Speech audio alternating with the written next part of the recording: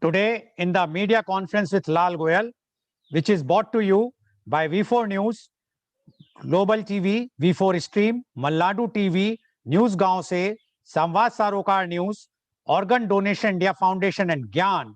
Our endeavor is to bring to you and enlighten you about the current topics about the COVID-19 impact. But today our topic is importance of research in India. Before I will go to the topic, I would like to inform you that today the world is observing World Pediatric Bone and Joint Day. World Pediatric Bone and Joint Day on October 19th of each year spreads awareness about the impact of musculoskeletal conditions in children. Also referred to as World PB&J Day, this day also educates healthcare providers and the public. Musculoskeletal disorders are any type of disease that affects the joints, ligaments, nerves, muscles, and bones.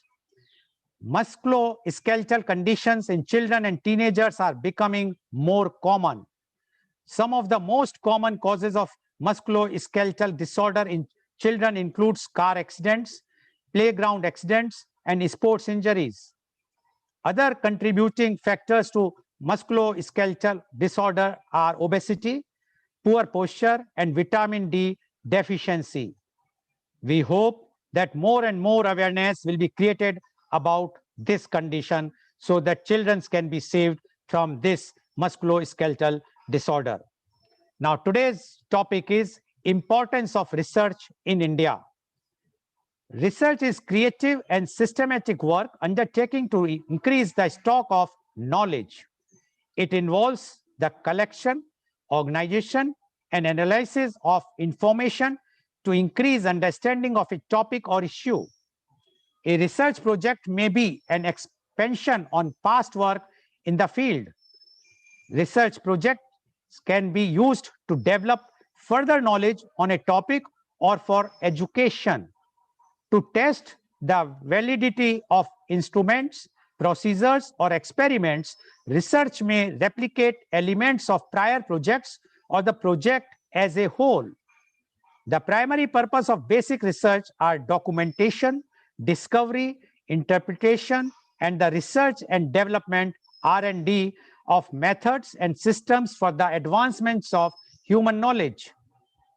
Approaches to research depend on epistemologies which vary considerably both within and between humanities and sciences.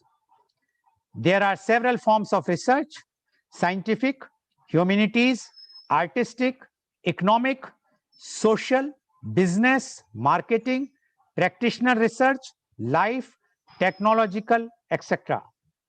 The scientific study of research practice is known as meta-research, a tool for building knowledge and for facilitating learning, means to understand various issues and increase public awareness, an aid to business success, a way to prove lies and to support truths, means to find goals and seize opportunities, a seed tool, love reading, writing, analyzing, and sharing valuable information, nourishment and exercise for the mind.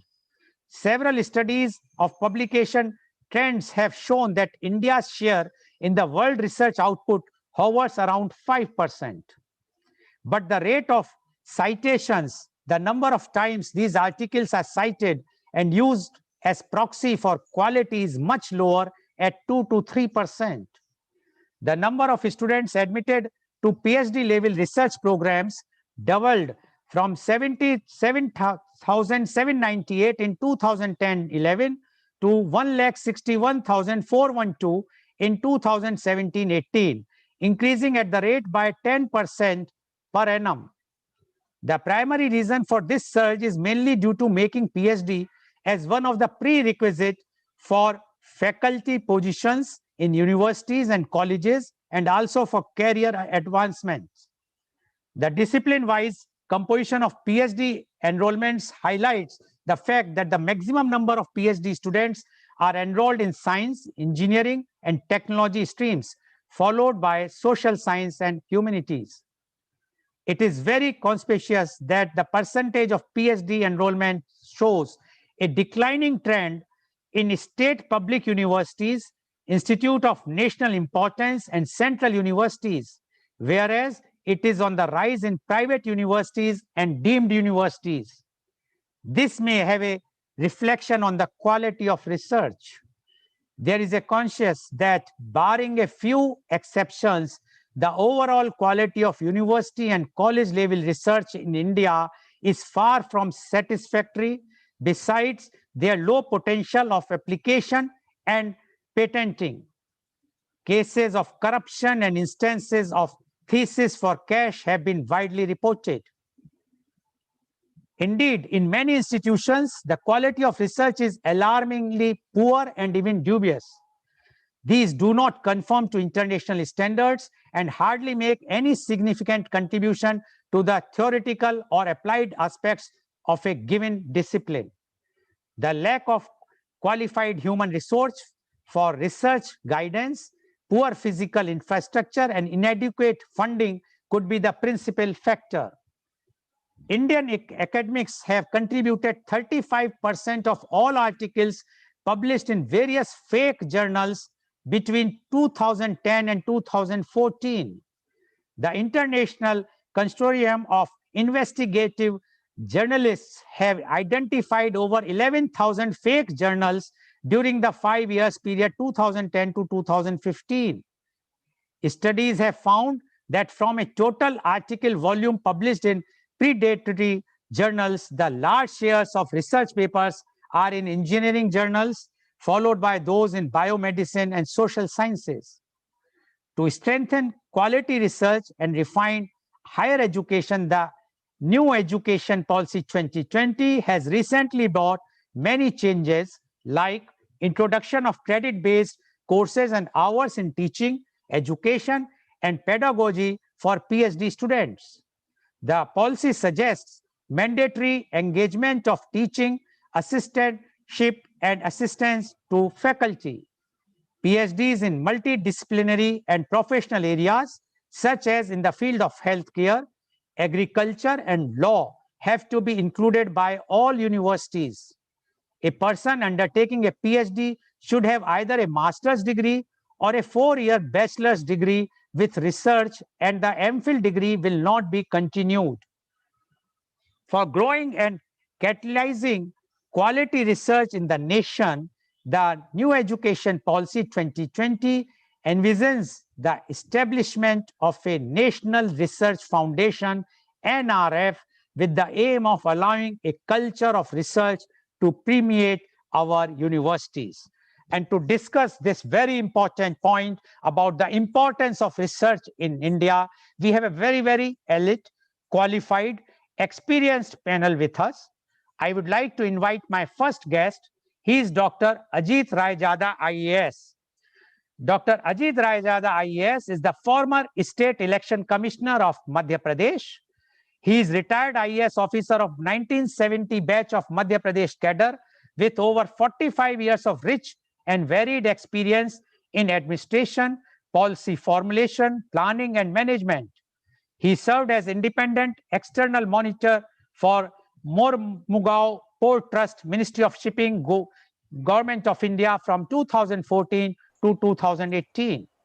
He is a gold medalist in MA, Ancient History, Culture and Archaeology from Allahabad University.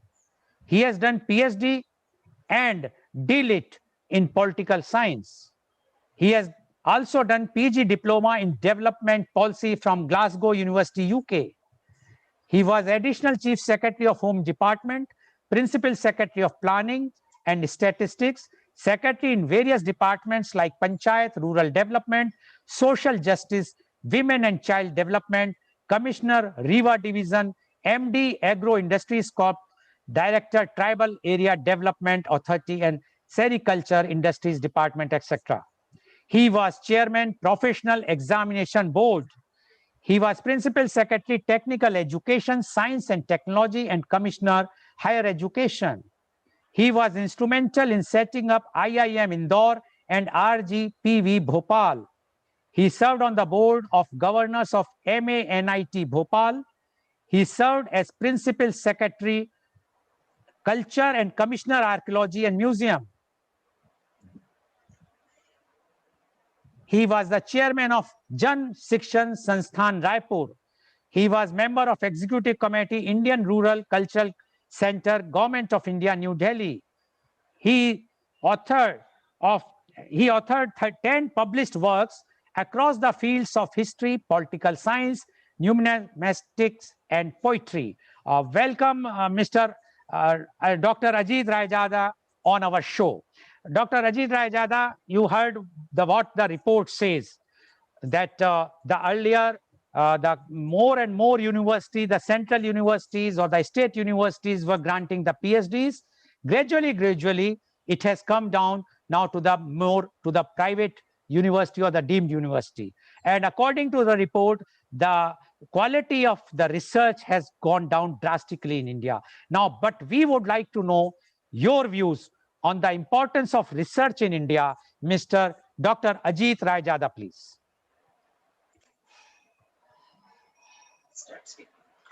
Thank you, Mr. Goel. Wish you a very good, very bright good morning, and all the distinguished panelists. In fact, you have covered practically everything in your introductory remarks. So I would like to confine myself to a few points. When we talk of research, it is generally meant to study and investigate the material available in that period and to arrive at new concepts and conclusions on the basis of existing knowledge or data. Research comprises pure and basic research, applied research, and experimental development. In short, research is expected to make some addition to the existing body of knowledge. Research is also to see what everybody else has seen and to think what nobody else has thought. Now, when we talk of the status of research in Indian context, we note that the Indian university system functions in heterogeneous conditions comprising social, linguistic, regional, economic, locational, infrastructural conditions. Barring a few exceptions, the overall quality of university and college level research in India is far from satisfactory, which you have already explained in detail. And there are many reasons for that. In many institutions, the quality of research is alarmingly poor. In large number of cases, these do not conform to international standards and do not make significant contribution to theoretical or applied aspects of a given discipline. Plagiarism and data manipulation are issues of great concern. We damage the credibility of research emanating from institutions. India's share in the world of research output is around 5%, and the rate of citation is only 2 to 3%.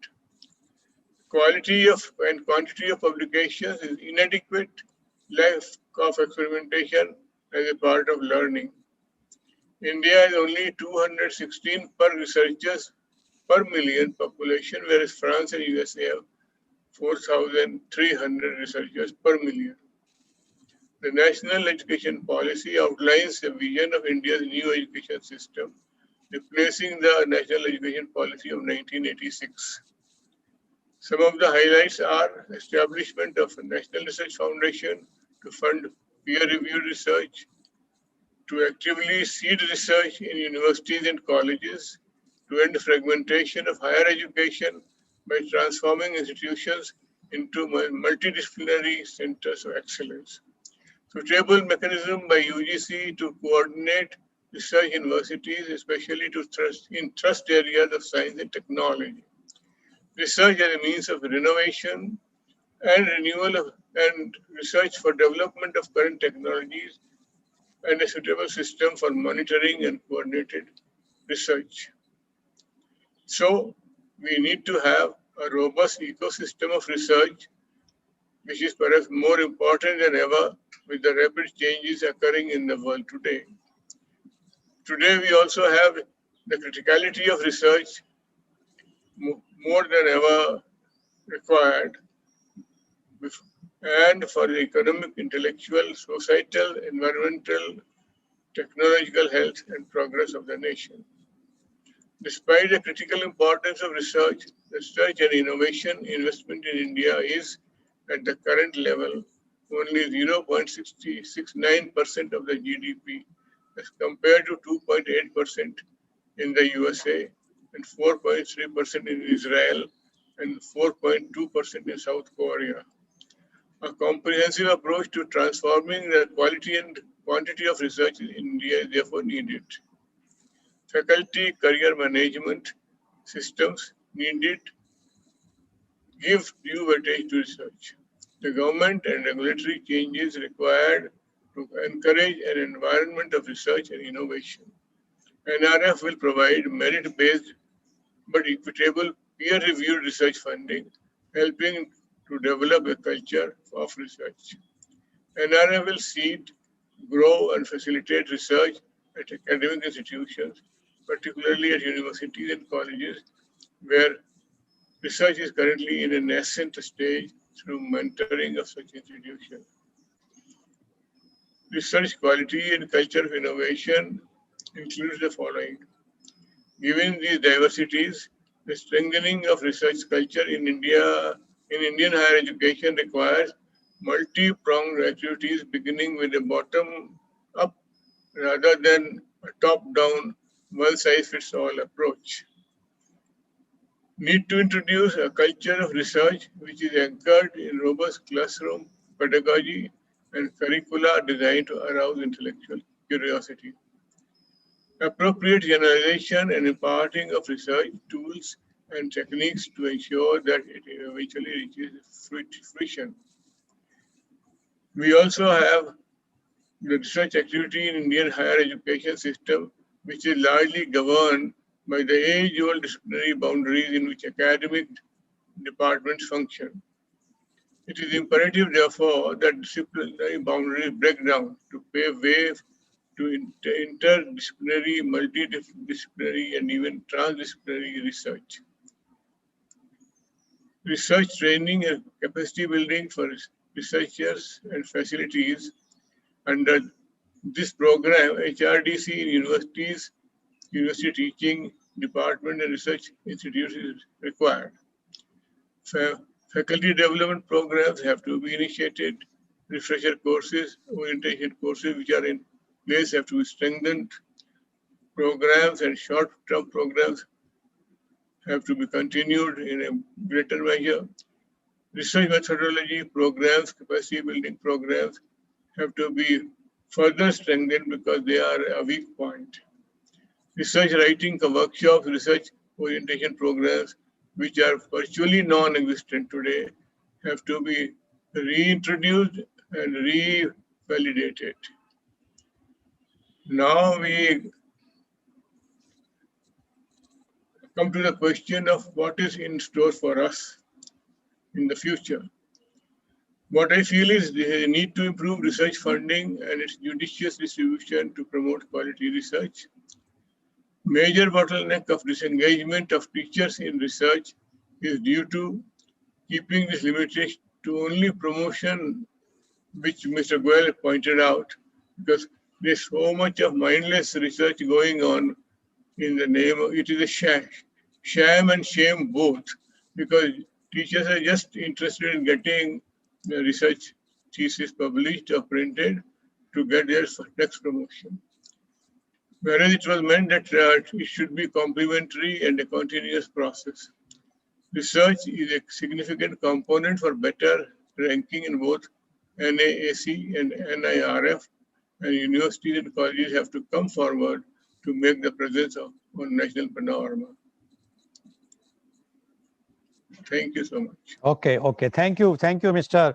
Rajada, Dr. Rajada, for giving your views about the importance of research in India. And Dr. Rajada says he agreed with the report that he says that the quality of research in India has definitely gone down. But he says because of this new education policy 2020 and with the establishment of the National Research Foundation NRF, definitely the new venues or new approach will be there as far as the research is concerned. Although he says that until unless the funding in the research will not increase, because he says that about point some percentage, 0.02 or some percentage of the GDP is spent on the research in India, while between 2 to 4% is being spent in US and other countries.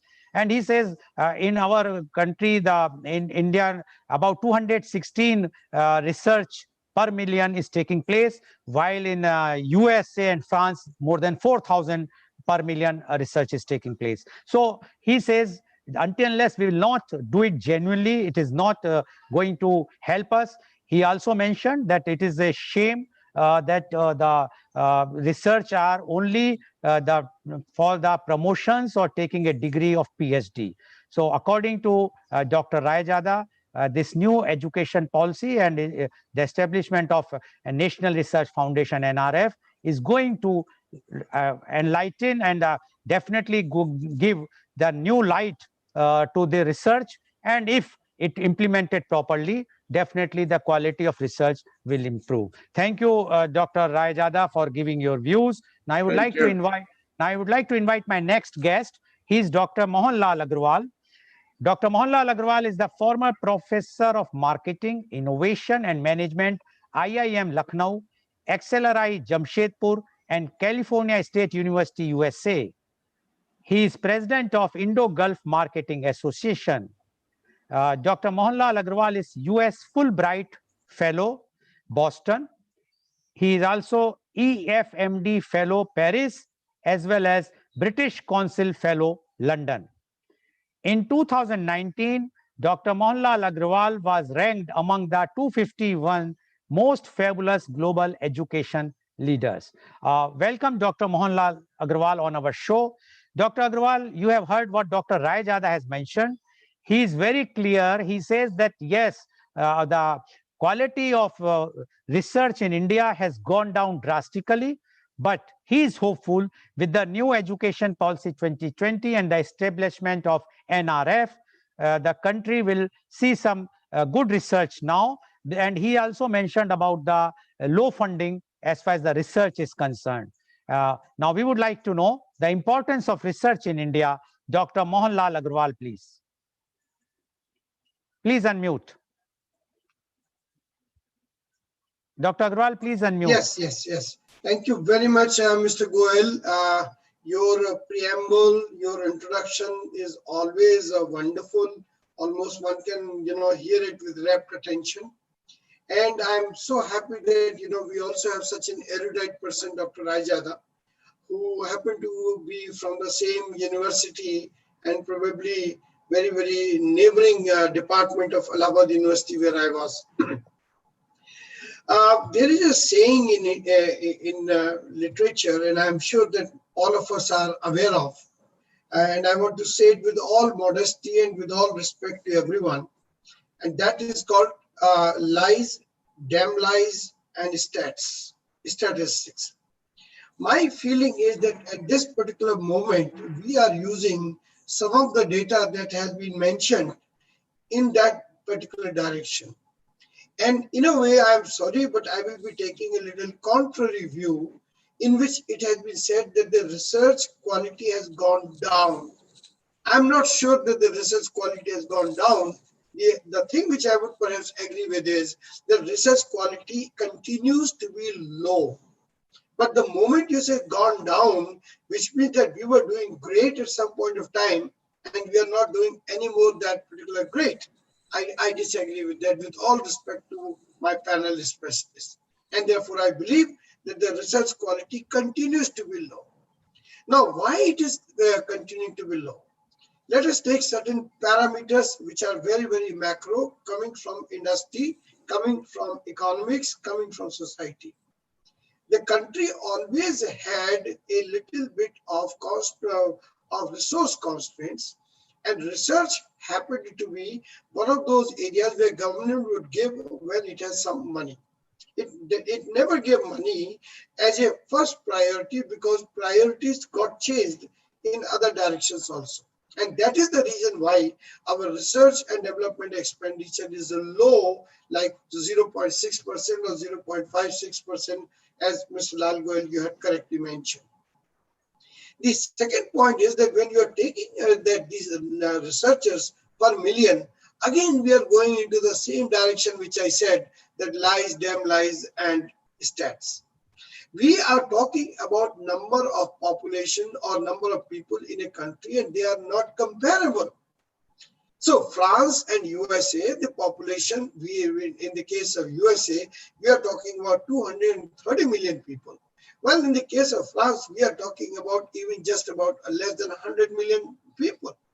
Now, which means that somewhere we are not understanding that these comparisons cannot provide us any insight or scope for improvement. If we need to take a comparison, let us compare ourselves with China. In the case of China, where population is almost the same, they are 1,200 research scholars per million, while we are 250 or something that we have mentioned.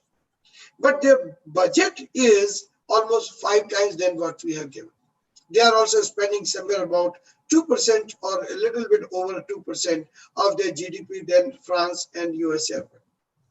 The second point is that these countries, France and USA, they are spending because they are attracting talents from outside. And for that particular reason, they have to have a very, very clearly visible high budget for research. Be that as it may, resource constant is one very, very major situation in India. The second is the policy framework itself. If we look into the policy framework, we had several layers of research, and these two layers were considered as research. One of them was MPhil, and the second one was PhD.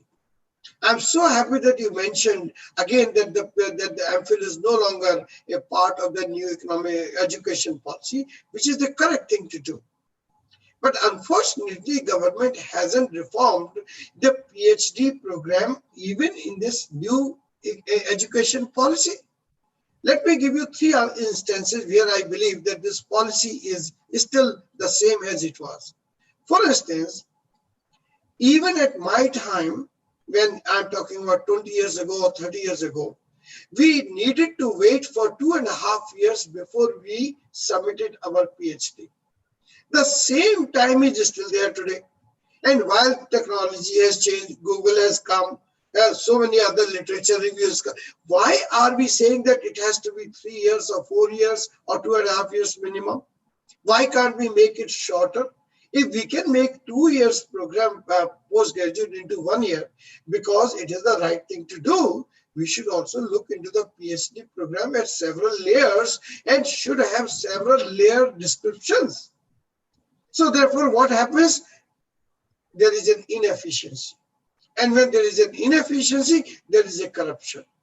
And as a result, many more things happen, which we have just now said, and Dr. Rajada correctly said, shame and sham. Because we have got nothing else to do. Because you are saying you can't, introduce any PhD dissertation until your 2.5 years. Who has said that 2.5 years is a sacrosanct time limit? Why can't we have a very, very qualitative review of each aspect of the research, which Mr. Lal Goel so beautifully mentioned, of each milestone, and then identify that it is, like the train. If suppose the trains are being faster, and we say that no, it must take the same time to go from Delhi to Calcutta, even though the trains have improved, even though the tracks have improved, even though the signaling system have improved, I think it doesn't make sense. This is exactly the thing which is happening in terms of policy framework. In other words, more time you spend is taken as the quality of your research rather than. Third problem. Whenever we talk of research, our meaning of research is empirical research, field data collection, survey research, experimental research. Each and every person, at least in one area we know in management, that a case research by itself is an established method of research. But anybody who writes cases as a method of research is discounted, ridiculed, and even laughed at in the back. On the other hand, if you see that there are 3 institutions in Harvard which are based only and only on case law: Harvard Law School, Harvard Medical School, Harvard Management School, Business School. All three of them are talking about the kind of, research method, which is case method. This NIRF, I'm sorry to say this, as well as Research Foundation, they don't even recognize it as a solid method of research. Why? Because I'm again very sorry to point out that the people with old mindset are sitting there judging the modern method of this. I had a huge difficulty in terms of talking about cases as a very, very established method of research in management. And while the international standards people have understood, India has not understood. The moment you write a case, they think, oh, useless. But when you write something, let us say some 50 people data, a questionnaire in Noida, you consider yourself great. And in that nonsensical piece of research, you are using further nonsensical statistical methods and making something a regression, multi-regression, Lisrel. What is this? What are you getting at the end of it? The same nonsense is being churned around from a million ways. So this is another problem. The next problem I'm again, trying to say here is that research is not being seen by the government as if it is starting at a particular point. It should start from undergraduate level. In the undergraduate level, thankfully, we have now said that the fourth year of this will be taken as a research year, honors year. I'm very happy. The first time when I went to Glasgow, University of Strathclyde, they said, Dr. Mohan, you will be doing this only by research. In other words, there was no class at all. And as a result, I was able to produce many more papers because of that. Here they say, no, you have to do this work, that work. In other words, that research is not a part of undergraduate learning, undergraduate teaching, and I'm sorry also to say, not even in many cases in the case of master program. There is no research thesis in many cases. But yes, I am not saying that in all cases it is so. It is in some cases it is there. And almost 60% of the courses do not have a project involved in it. Why? Because we have got a wonderful method of midterm test, final test, class participation, and project 5%, 10%. How can the research be done at the undergraduate and postgraduate level? Why are we not saying the same thing as we are calling the PhD scholars, that nobody will go out of master program until you at least publish one paper? And that particular published paper can come out of any of the assignments. When you do this, oh, these are bachas. So this is another problem that is happening. Then the fourth problem or next problem, I've forgotten the number, but the next problem is happening here is that here the number of PhDs are being seen as a measure of your professorship or associate professorship or any other thing. Not in terms of citations, not in terms of H factor of Google, not in terms of any other factor. Ask them that how much is this. So this is another problem. Another problem, sir. There is a recognition of the research scholar, but there is no recognition of the research supervisor. The research supervisor is just seen as if, that, okay, you just write in your name that 75 PhDs have been done under you. But what exactly is the recognition to you? Did you get also the grant as per the same scholar so that both scholar and the teacher can do things together? So this is again a problem which is not being handled very well. I can, keep going on and on, sir, but at this particular moment, what I believe that we should be looking at the micro factors also, macro factors also, and then also look at the policy framework. So this is where I would like to end, and I would like to come back also, sir, in the second round. But sorry that you allowed me time. I appreciate that.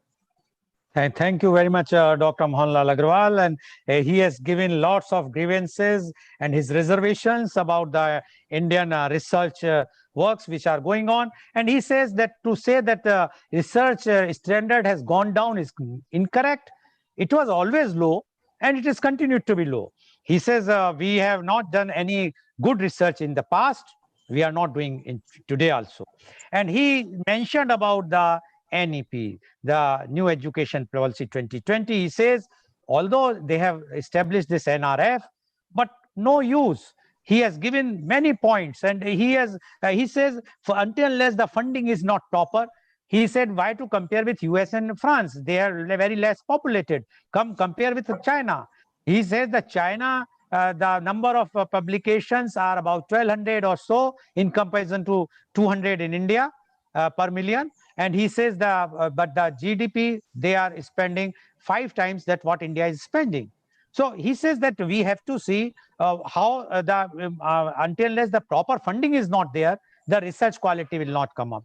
Secondly, second point he mentioned about the research quality, he says there is a fixed time, 2.5 years, 3 years. Why? He says when now the technology has advanced so much, and he has given an example that if you are traveling from Delhi to Calcutta by the train, which you are traveling 20 years or 30 years back, and now you are traveling with the same speed, how is it possible? Why not early?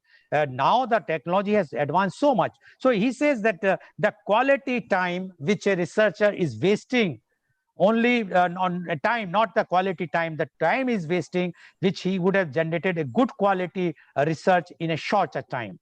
So he is also against that. Then he says in India, there is no provision that whether the undergraduate or postgraduate has to do some research. Why not we put a condition that every postgraduate has to publish at least one paper? And he has given the example of Harvard, where they are dedicated Harvard Law School, medicine, and the business management. And this is, they emphasize only on research. He gave his own example of Glasgow University, where he has gone. They says, no classroom teaching. You have to do the research. And so he has published many papers. So he has given lots of ideas which he is having. He says these types of suggestions have not been considered even in NEP. And he bluntly, I use the word say, he says because the old mindset people are sitting who are making the policies, they should have come out, they should have discussed with the new things and come out with a new policy in a proper way. Thank you very much, Dr. Mohanlal Agrawal, for giving so frankly and candidly your views about the research in India. Now, I would like to move to the next guest. He is Professor Dr. K. Sankaran. Professor Dr. K. Sankaran is the Director of Justice K.S. Hegde Institute of Management, NITTE. He is B.Tech Honours from IIT Kharagpur, PGDM from IIM Bangalore. He has done PhD from Kent State University, USA. Professor Dr. Sankaran has several years of academic experience in India, US, UK, Middle East, and East Asia. He started his career with Tata's. He has several years of experience in management, consulting, and project management. Dr. Sankaran has widely published his articles in highly rated international journals such as Strategic Management Journal and Journal of Marketing Management, and many others. Currently, he is researching in the area of higher education governance and andragogy.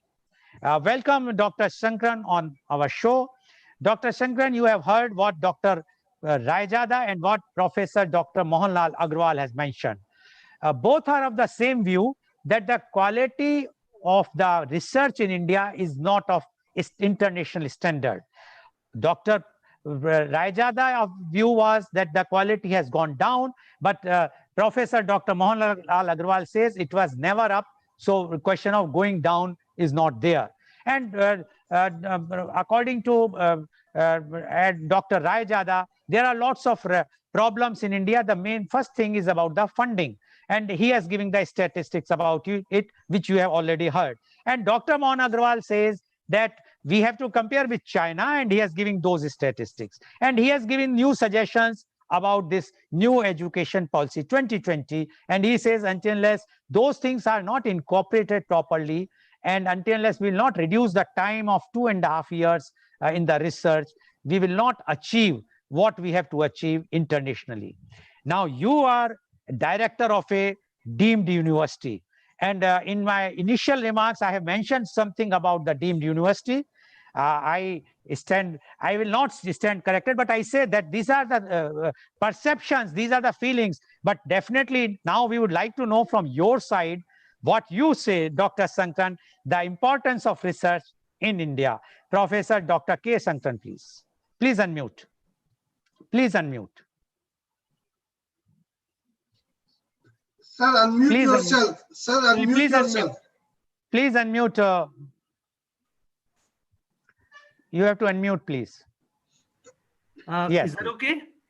Please. You can hear me. Okay. Thank you very much, Mr. Goel. Indeed, pleasure to meet you over here. I haven't met you personally, but I have heard a lot about you and your work. Somehow you are connected to Mangalore, and I'm very close to Mangalore right now. A very, very hearty hello to all the other panelists. I think I had met Dr. Mohan Agrawal. Not I think, I met him when I used to be in IMI. I used to teach in IMI in Delhi, and there was an occasion, and I was particularly impressed with one of your presentations, and we had a conversation, a very, very enlightened conversation. There is considerable amount of interesting work that's being done by everybody here. Dr. Kurian is doing some wonderful work here. Again, I haven't met you, sir, but I know, he's very closely related to the ecosystem of education in this part of the country. First time I'm meeting Raizada, and my appreciation to all the people in Election Commission is one of those institutions we all greatly respect. And that's it. Now, my point is, I'm going to change my sense of what I'm going to talk after hearing the two speakers here. My point will be more about social science research. So please pardon me. That I include management also. Management can take very, very eclectically from different areas. And I think it's more non-technical issue, though there has to be a great appreciation for technical matters in terms of getting to do things, in terms of asking how things are done. But when it comes to the fundamental question of why, which is what actually research to me is about, that's why I gravitate from engineering to management and pedagogy and you could say philosophy of education. So I'm going to restrict myself to social science. And I'm going to quickly come. Mr. Goel has given only 10 minutes, so I will try to finish it within 10 minutes. The time now is 11:12. So first of all, I don't think there's a problem of resource in our country when it comes to social science research. The problem is we consider hard stuff to be resources. So whenever there is an inspection, I'm going to be very critical, and I'm being critical because I'm so bullish about India and Indians and our culture. And I'm also very, very inclusive, being able to, I have taught people from all continents. I even taught in Hong Kong a few years ago in the evening MBA program when I was in Strathclyde. So I'm very, very bullish about the Indian ability to be really on the run, on the go. So I'm going to be very critical right now. So I think it's not a problem of resource. It's a problem of looking at hard things in resource.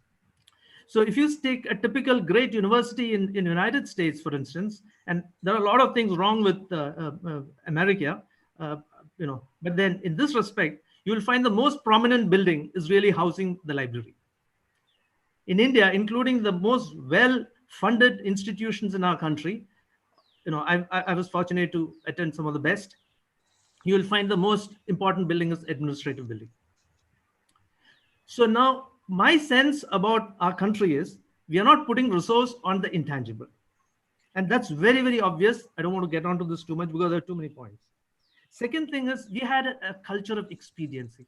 So we have forgotten our sense of Vidya, how knowledge can deliver us. And we have really gone into a culture of expediency. One thing that comes across in education, with due respects to all the professionals, I'm also a professional, management can be quasi-professional. We find that we have a lot of things for, medicine, law, management, engineering, but we gave very little importance to humanities. Humanities is about creating happiness for self and creating happiness for others and creating a culture where all stakeholders are taken care of.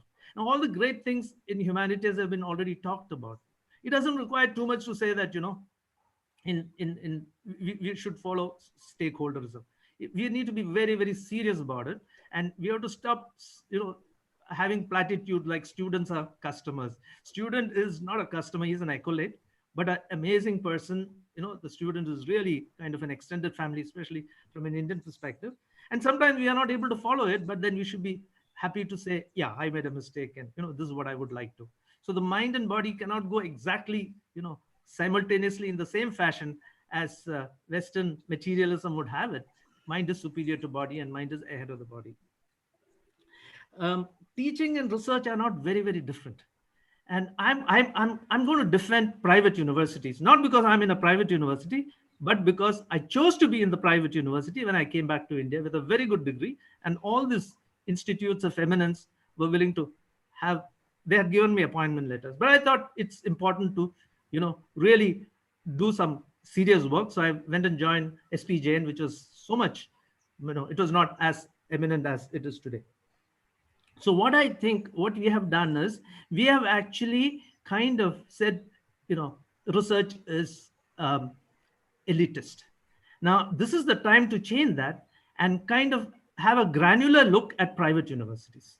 And I'm 100% certain in the next few years, the new universities that are coming up, as well as some of the ones that are aspiring to be, in that league, is going to take a march over others. It's already started. I know several of my friends' children who are going to some of these new universities and paying exorbitant prices. Of course, they are a bit expensive, but I think in the long run, there's going to be a leveling that is going to happen, wherein private universities, surely because of their enterprising attitude and non-elitism and embracing true India, which is not happened fully, but is happening in small places. I don't want to, pat my own back and talk about things, but then this is going to happen. So NEP is going to be a huge leveler. So I'm really saying that private universities should be graded granularly and looked at for their quality. And also we should look at the whenever we talk about quality, we should also look at what is the denominator, which is expenditure that is spent on what is being done. Now, that doesn't mean that we should compromise on quality. I think another very, very big problem is in our country, there is no governance of education. So I've been very critical and I have written about this, and people in positions of power has been looking at me and saying that, yeah, there is some sense this guy is saying. So I got some very, very worthy invitations to talk about these things with people who really matter in our country. I think accreditation is not accreditation in our country, it's inspection. Accreditation requires mentoring, long years of mentoring by somebody who is extremely committed in a very, very ethical and in a knowledge-oriented way to be saying that this person or this institution is ready for accreditation. It's a process. And then the visiting team comes, and the visiting team actually is in opposition with the mentor. So structurally, the Westerners are fond of, kind of creating these tensions. They say these tensions will ensure ethicality. Fair enough. I mean, it may be true for the Western world, unlike the Japanese, for instance. Now, India is somewhere in between. I've done some research in this also. But the point I'm trying to say is accreditation is not accreditation because there's no mentoring. It is not process oriented. And there is no tension between the visiting team and the mentor. Actually, this tension is important so that, you're not tied. Your tongue is not tied to give the truth to the visiting team. That's one, and that's being corrected because, in fact, I'm writing certain things on this also. Fortunately, there is some listening that's going on. I'm just hoping that accreditation will be truly accreditation, because the whole idea is self-organization. That means, as a group of academics, we are going to actually sit down and do things for ourselves. But then we have to be extremely, extremely accountable to society. But the society doesn't quite have the time to go into the depth of pedagogy and andragogy and so on. Therefore, it is important that we actually show results through, a very, very open communication with the society through whatever means. I mean, that's where we need to have a lot of new thinking, how it can be done. So self-organization, self-regulation is part of the understanding of accreditation, because power and money cannot really dictate what should be done by people of knowledge. And I'm not saying that because I feel superior, but I gravitated to this after giving up a lot in terms of money and power. And I think you should grant me this, this indulgence. So that's and the last one is we are to be extremely tolerant with youngsters who are coming up young researchers, but we should be extremely intolerant, if I may. We should be extremely careful about plagiarism, corruptions, etc. That was also mentioned earlier by Dr. Mohan Agrawal, and also by Dr. Raizada. He was talking about being upright in these areas. Knowledge field is the most sensitive to these things because we perpetrate the same thing. If you get a bridge, instead of 100 crores, if you spend 120 crores because of corruption, the kind of it ends there. It might happen, but in education, it's a double whammy. It requires more money, and also the quality goes down substantially without being watched by others. When a bridge falls, we know, yeah, there is corruption. But in knowledge, it's very difficult to point a finger.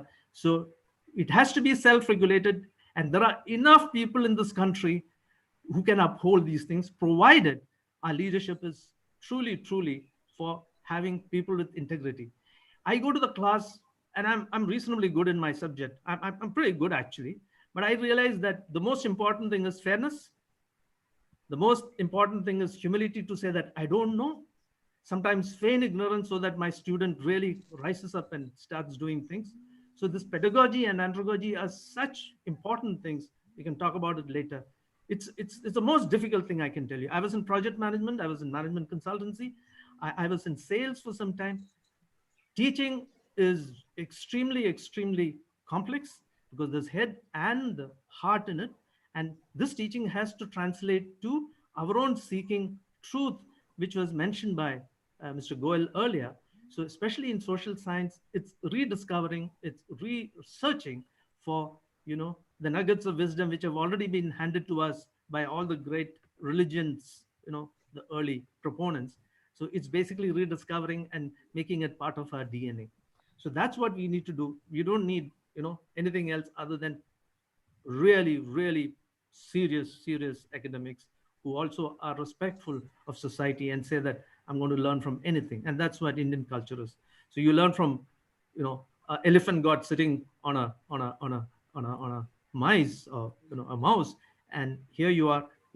So these kind of iconic things, or these kind of mythologies which exist in all cultures of the world, all these things are important now. So what I'm trying to say is we need to redefine what we are doing in social science research, and not have this physics envy, and move on to not purely empirical work, but also very strong conceptual work followed by empirical work. So I think I've finished about 10 minutes. I've given me 12 minutes. So I'll just say three things that can be done in our country. One, NEP should be taken as a directive principle for higher education. There are lots of things which are not there. It's impossible to put more than a certain amount of things. But I think it's a bit discursive, the first draft. But I think the intentions are very clear. And it's talking about a lot about autonomy.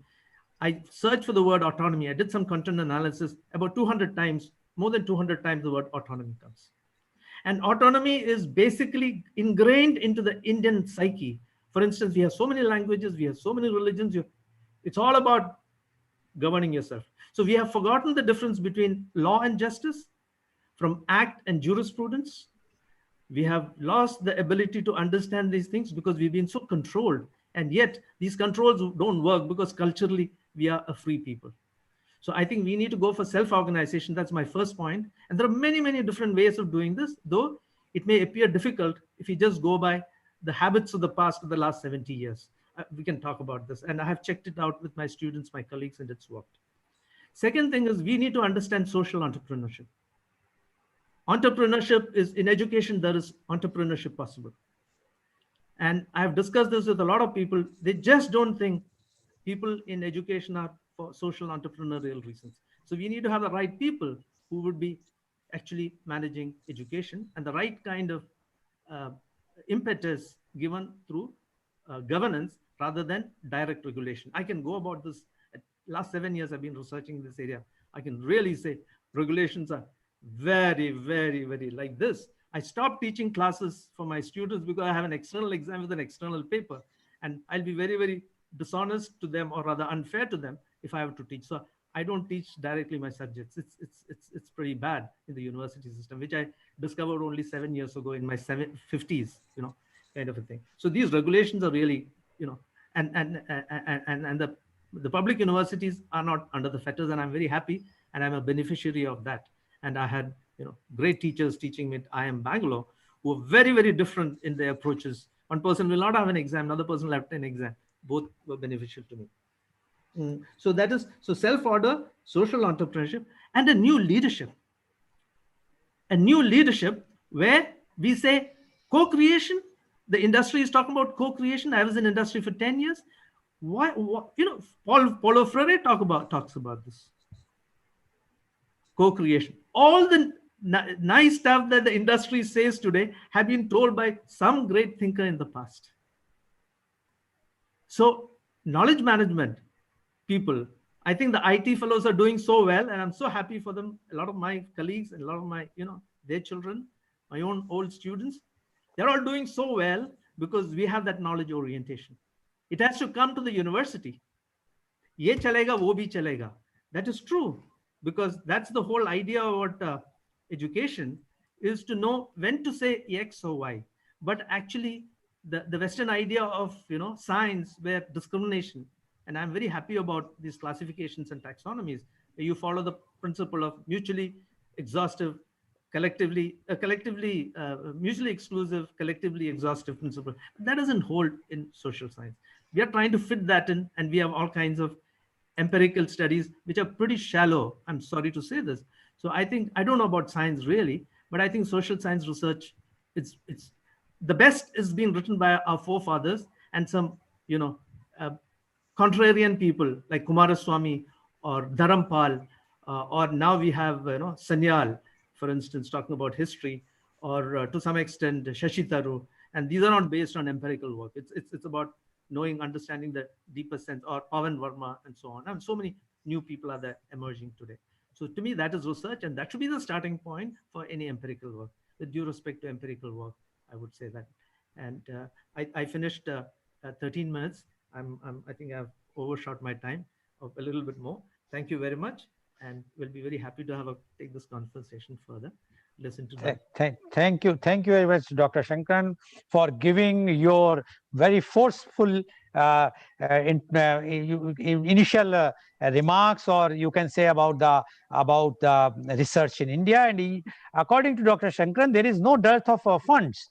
He says funds are no problem, but the problem is the application of funds. And he has given an example that in India, if you go to any of the university, you will not find good building for the library, but you will find a very fancy building for the administrative block. While in other countries, if you go, the main emphasis on library, it means they give the value for the education. They care for the education. They are not caring only for the showmanship of the university. And then he says about the accreditation system. He says this is wrong because they are just like an inspector thing. What I understood from his talks is that it is like Inspector Raj. They are coming, checking, and you have to fulfill those things without, they are not checking the hard work, the real knowledge-based work in the college or the university. They are just checking how many rooms, how many ACs.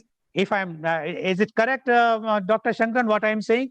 They are doing the checking which an inspector is doing, not the checking or the evaluating the knowledge what the university is giving or the college is giving to the student and the students. Yes, Dr. Shankaran, Just you one want to very say? quick point. Actually, they check what has happened in the past, which can be represented on paper. While accreditation is about the aspirations set by the institution for future, and the steps that are being taken, and the ability to assess that aspiration, which cannot come empirically because it's of the future, and to encourage that.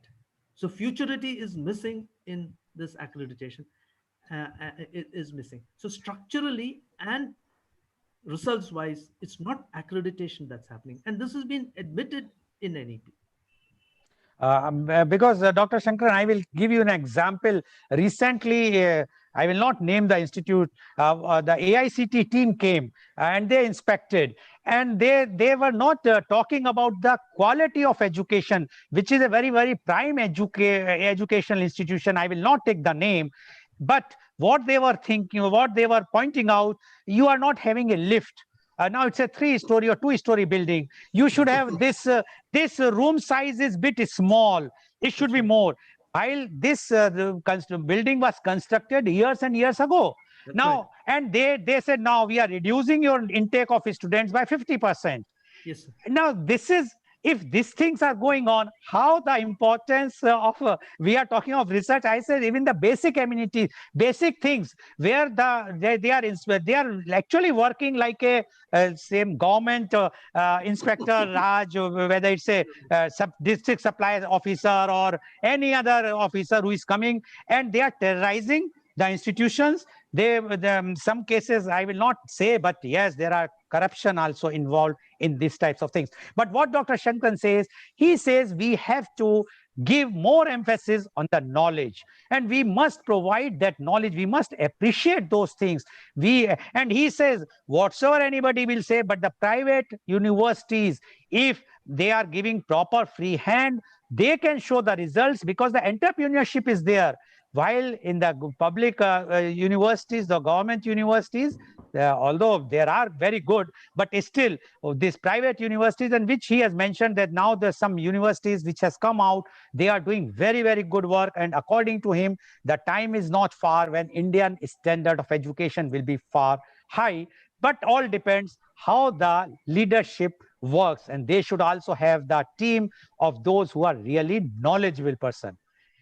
Thank you very much, Dr. Shankran. Although I can also admit very frankly, what you have said are very, very, very clear, very a message which is required today as far as the research is concerned. And not only research, I will say even from the nursery schools to the university level or to the research, because everywhere we find these types of problems which are having, and that is what is required today. Now, I would like to invite my next guest. Thank you very much, Dr. Shankran, for giving your views. Now, my next guest is Dr. Kurian. Dr. Kurian is MSW, MPhil, PhD. He is the principal of Alvas College, Murbidri. Dr. Kurian worked from 1991 to 2000 with Koraga tribe of Dakshin Kannada through Samagra Gramin Ashram Corp, which is involved in tribal activism in Karnataka. He was principal of Alvas College of Social Work from 2000 to 2009. He has been the member of BOE and BOS of Mangalore University.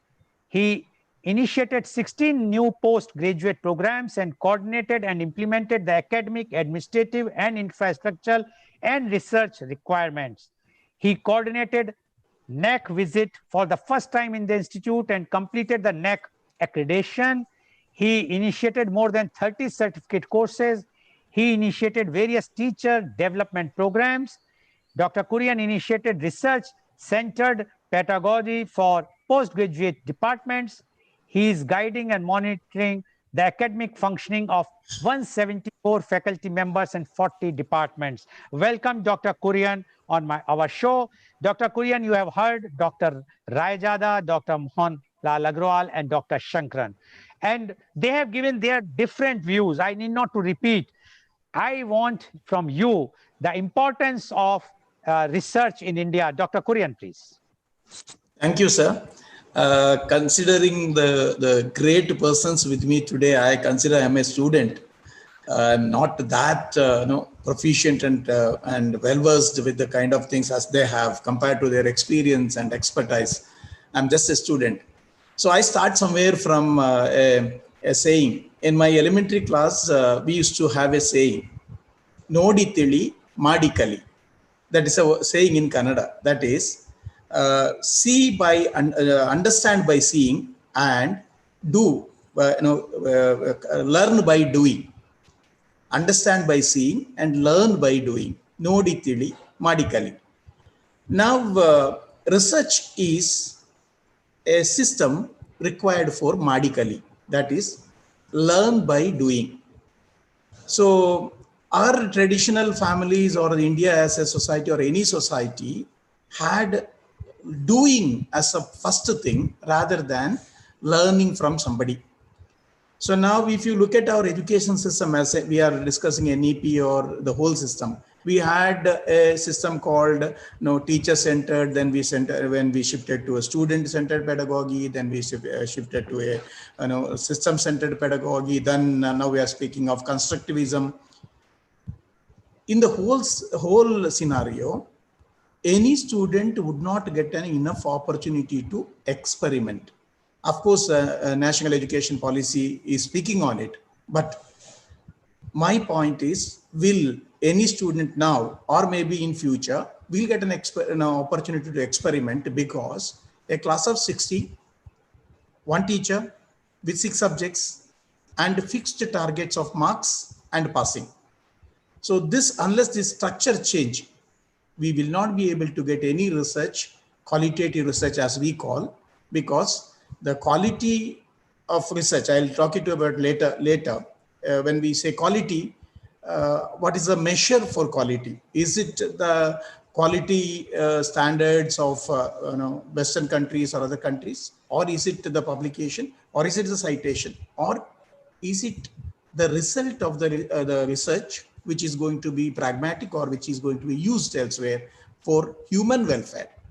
That is the point. If you are going to use the research for human welfare, then I'll consider that research as a qualitative one. If you say the research is going to enhance capital, build more profit, that is not going to be the objective of research, because ultimately all of us will fail together. So this is my first point. The second point is, as I raised ethical issues, if you just look at the whole research projects, could be in India, could be globally, most of the research programs have been guided by efficiency to increase money and capital. For example, you just consider the medical research all globally. The whole medical research is in the hands of few funding agencies and pharmaceuticals, and you know the result. The whole globe, the 40 to 50, 60% of the world's population is starving for medicines, but you are not able to give it. We had a system, especially in India, and we believe that knowledge is progression, and we stand on the shoulder of somebody else who worked before. And knowledge do not belong to me. Knowledge belongs to entire society. Now, when you patent, and patent only for the reason that you have to get money out of it, there can be other reasons for patenting. But when you say I'm patenting it only for getting money out of it, what is going to the impact? That will be the last research, and the research is not going to progress at all, because unless knowledge is free and it can reach any person freely in the society, neither societal growth nor the growth of the whole knowledge takes place. And we believe that research is the scientific, systematic way of, or only one tool available today, and we believe that the right knowledge can be created. Again, when I'm saying right knowledge, the question, what you see right knowledge? Most of the time when I go to the class and discuss with my students, I'll ask this question when they come to me the project. Okay, Appa, you have a great finding. What are you going to do with this? Sir, I'll publish. Okay, fine. You will have a publication. And after that, what? Sir, possibly I may get a funding. Okay, fine. So what? For funding for what? Sir, the funding for getting a great recognition, I'll get a job, all those things. Sir, you were rightly pointing out getting a PhD for getting a professorship. Today it is made mandatory. And Shankaran sir was rightly saying the kind of accreditation model that we have. Accreditation model itself can wipe out a lot of students who are proficient from the system, because accreditation requires a lot of amount of money for an education institution, which is against the principle of inclusiveness, where more students cannot come into the education institution. I know in the elementary levels, because I was working with a tribal group of children, their innovativeness is great, but they cannot come into the formal system of education and cannot establish themselves as scientists, because they do not afford. And of course, they do not subscribe to the educational pedagogy or the technique or the modern kind of approach, whatever we have brought in. So for these two reasons, the innovators are out.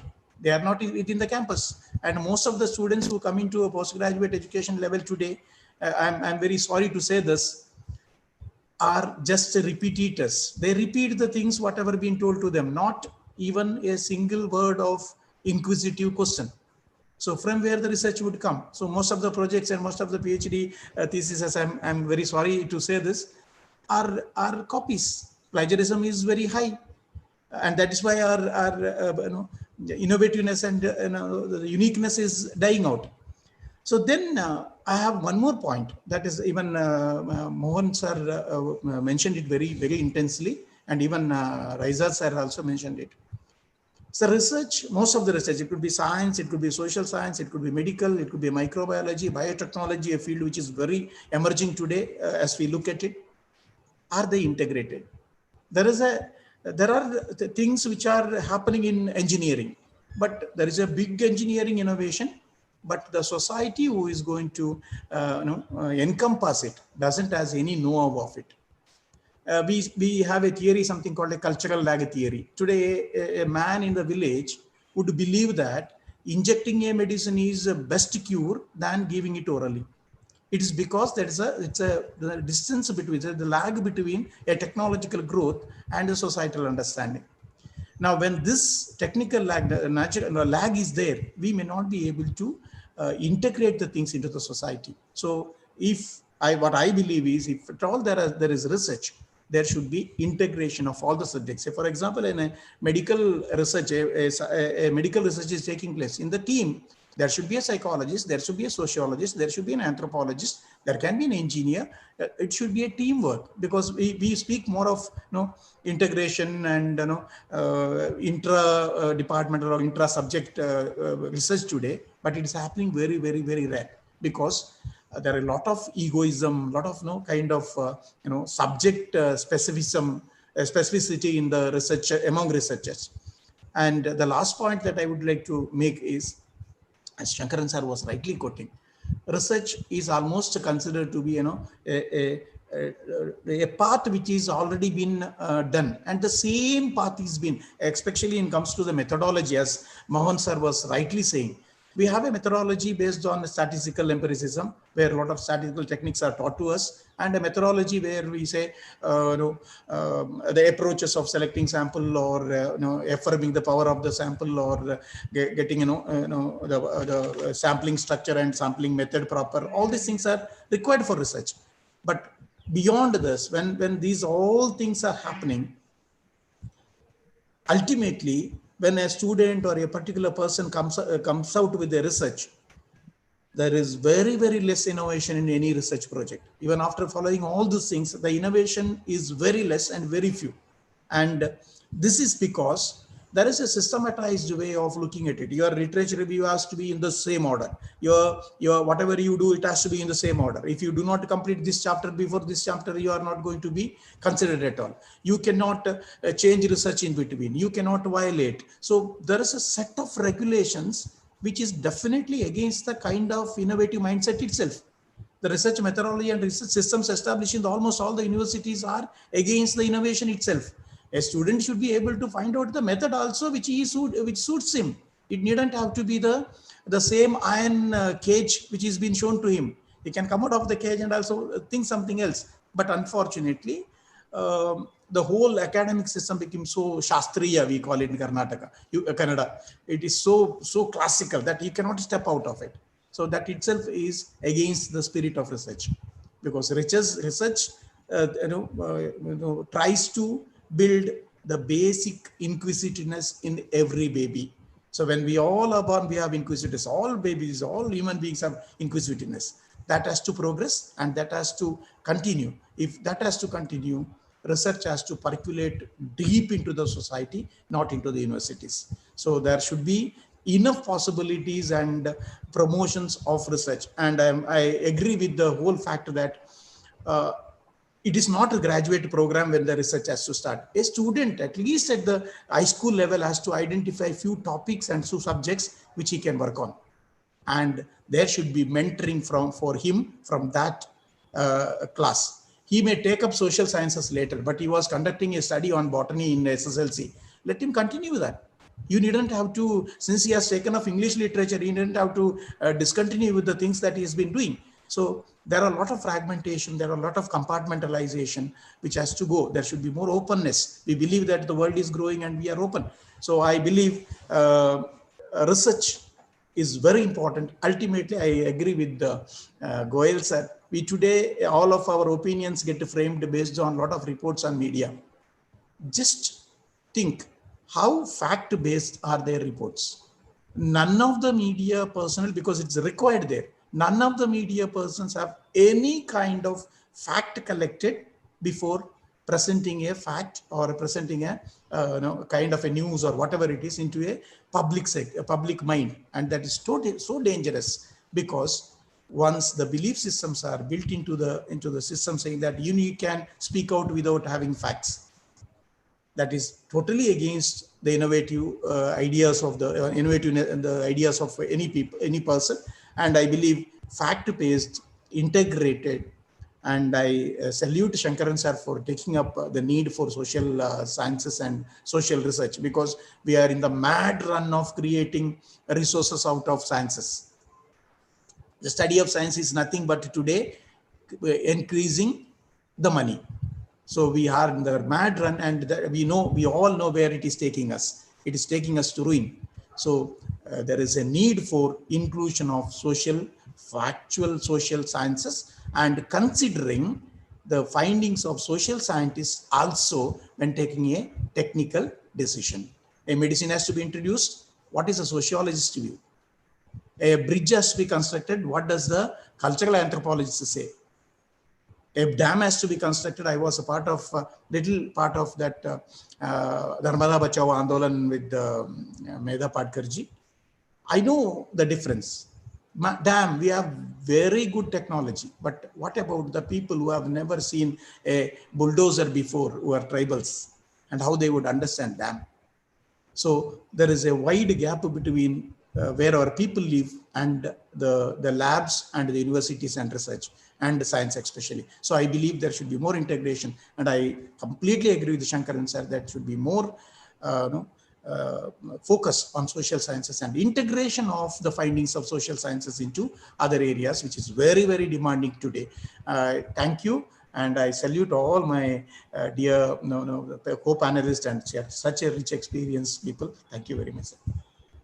Thank you very much, Dr. Kurian, for giving such a innovative and fact-based ideas. I would not like to summarize because of the paucity of time. Now, because the time is very less, I want to ask many questions, but I will ask question and I expect only 1 minute reply. I can give only 1 minute. First question is to Dr. Rayajada. Dr. Rayajada, in India, we proudly say we are a great country and whatnot. But what about the Nobel Prize? The Nobel Prizes are, we says, Dr. Khurana got the Nobel Prize. He's an Indian. He's not. He has already taken the citizenship of USA. So many, those who are getting it, Indians also, they are either taking the citizenship there or they have done the research there. Why? What was the reason? Are we not providing them the complete infrastructure or that environment in India? That's why they have to go out. 1 minute, only 1 minute, please. Dr. Rajada, please. You have already given the answer also. We are not providing the right environment. We are not providing the facilities, and we are not, in fact, respecting them for their pioneering work. So they feel frustrated and go out. And the same thing is being recognized there internationally. Not only Nobel Prize, it may be any prize. It may not be a prize at all. But they have the satisfaction of doing something worthwhile, original, and for the benefit of the society. Okay, thank you very much, Dr. Rajada. Dr. Mohanlal Agrawal, you said about the funding, less funding. Do you think it is a less funding or the intention is not there for funding? Because as you all have mentioned that the priorities are different. Our priorities are not for the education at all. Like right now, the priority is medical. And we know that once the coronavirus will be over, the priority will be not at all for medical. We will shift our goalpost. Do you think it is the intention or the compulsion of the government of the day that not to fund this research or the on education, I will say the overall education in India? 1 minute, please. Sure, sir. I strongly feel that the government of any type, of any day, will have the intention to spend on R&D. It is always the compulsion. In other words, that they do not have funds and therefore they have to do things with them. So I would like to believe in the integrity of our people, and I would say no, they want to give, but they don't have much to give. That is number one answer. Number two answer is that like builders are required to keep space for entertainment, park and all those things. I think today it is important that all educational institutions must have a research fund set aside for their institution, for the professors, and rather than looking for the government, they should also be providing their particular funding. Why they are not giving money for that, but they are giving money for many other things, which I don't want to talk much. You know it already, that what they are doing, Okay. right? So this is the, and third thing, sir, I would say is, please appoint research professors. Research professor. Their job is only to do the research, less teaching, more research. Thank you, sir. Okay, thank you, Dr. Agrawal. Dr. Shankaran, we have, you have more experience. We have like IIM, we have IITs. Can't we have such type of institutes only dedicated for research all over India, in different parts of India? Those institutions are only for the research, whether it's a medical, engineering, social science, humanities, and there the quality, quantity, everything to be monitored, whether it's a 2.5 years or 1 year or 3 years, and the professors or those who are guides there are of that standard. Dr. Shankaran, please. No, I think it's not a good idea to separate research and teaching. I think teaching is integral to knowledge work. And I think, great professors always want to teach an undergraduate course because they are more pliable, their mind is more plastic, and we can make an impact on youngsters. So I think we should have teaching and research together, but we should obviously have leadership in the institutions where we give less teaching and create students from the postgraduate level as teaching assistants. And I think this whole idea about research is, it's not an output thing. It's about developing a temper of having to deal with complexities. So it's about having these two things. We have to have growth as well as stability in organizations. You have to be inside out as well as outside in.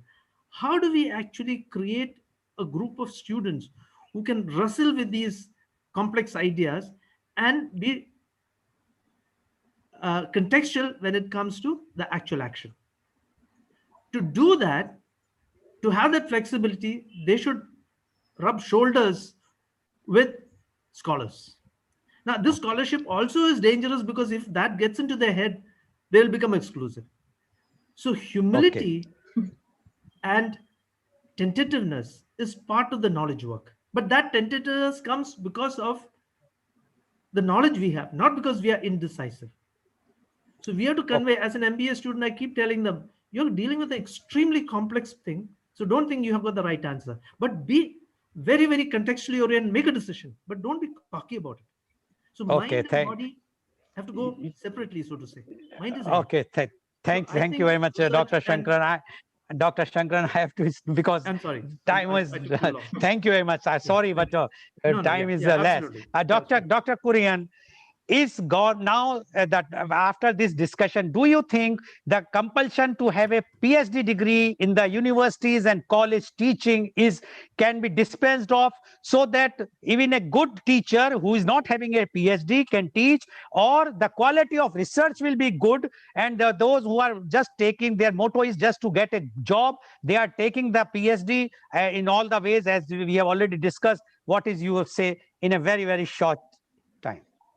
I think education and research is a process. It's not an incident. So PhD is one incident. So PhD has to, with PhD or without PhD, a teacher should continue with a lot of research. So it needn't be considered that PhD is the end point. So I believe there should be enough opportunity for other teachers also who are innovative and who can do things without a PhD. Okay, thank you very much. So today you have seen the brains or the leaders or the experts of the education system, and they have given their views, and their views are very, very clear that India is having everything with them. They have the resources, they have everything. Only our intention, our correct applicability of mind, resources are required. We have to see which are our priorities. We should not be just for like a weather that today now it's a winter, so we will go for winter.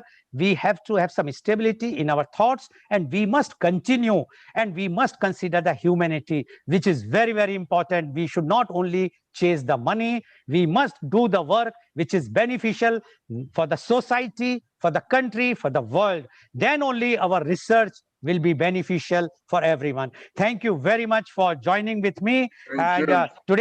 today's program, which has been live telecasted by V4 News, Global TV, V4 Stream, Malnadu TV, News Gaon se, Samvad Saroka News, as well as it was shown live on Facebook and YouTube. And our endeavor is to bring out every day new topic which will enlighten or enrich your knowledge. And tomorrow, our topic with media conference with Lal Goel is Atmanirbhar Bharat. And our panelists are Dr. C.V. Anand Bose, IAS, one-man expert commission on labor, Government of India. We have Dr. G. Prasanna Kumar, IAS, Chairman, Jan Kalyan Siksha Samiti, former Additional Chief Secretary, Government of Haryana. We have Ms. Gauri Kumar, IAS, former Secretary, Government of India, former Chairperson of the Public Enterprises Selection Board. So tomorrow, please join at the media conference with Lal Goel at 10:30 a.m. Thank you very much, Dr. Raijada. Thank you, Dr. Agrawal. Thank you, Dr. Shankran. And thank you, Dr. Kurian, for joining us. And thank you all the viewers for joining and viewing today's program. Thank you very